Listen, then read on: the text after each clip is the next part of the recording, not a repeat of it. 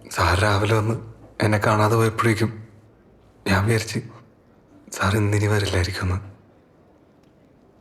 Sir നല്ല തിരക്കിലല്ലേ? എന്തായാലും dinner നന്നായിട്ടുണ്ട്.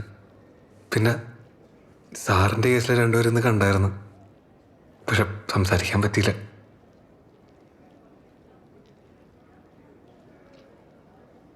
എൻ്റെ ഭാര്യയും മോളോടെ. സാറ് ഇത് ചോദിക്കലർത്തിയെന്ന് ഞാൻ വിചാരിച്ചു. ഞാൻ പറഞ്ഞില്ലേ സാറേ, എനിക്കൊന്നും ഓർമ്മയില്ല. എൻ്റെ ഭാര്യയും മോളെയും എവിടെയാണ് കുഴിച്ചിട്ടതെന്നല്ല ഞാൻ ചോദിച്ചത്. അവരിപ്പോൾ എവിടെയാണെന്നാണ് ചോദിച്ചത്. വിനീത്, നിന്റെ കാറിൻ്റെ ഡിക്കിയിൽ നിന്നും അവരുടെ ചോര പുരണ്ട വസ്ത്രങ്ങളും വലിയൊരു കൊടുവാളും കിട്ടി. വാളിലും വസ്ത്രത്തിലും കണ്ട രക്തം DNA ടെസ്റ്റിലൂടെ എൻ്റെ ഭാര്യയുടെയും മോളുടെയുമാണെന്ന് തിരിച്ചറിഞ്ഞു.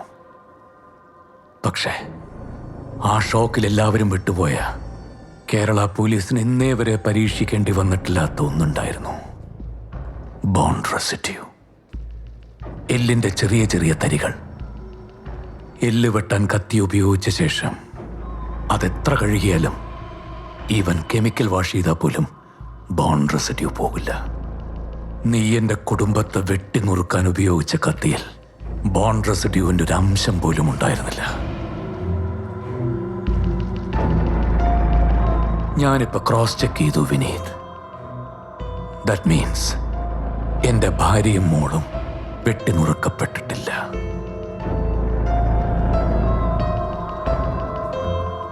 സോ നീ എന്തായാലും അത് ചെയ്തിട്ടില്ല വിനീത്. പക്ഷേ അവരെ ആരെന്ത് ചെയ്തു എന്നുള്ളത് നിനക്കറിയാം. പറയേ, ആരാണിതിൻ്റെ പിറകില്? പറയടാ.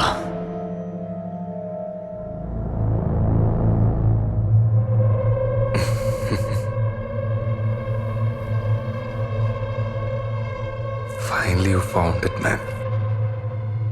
എത്ര കാലമായെന്നറിയോ ഞാൻ ഇതിനെ കാത്തിരിക്കുന്ന. നീ വല്ല ഇൻവെസ്റ്റിഗേറ്റർ അല്ലേ? മിടുക്കണ്ണെ കണ്ടുപിടിക്കേ.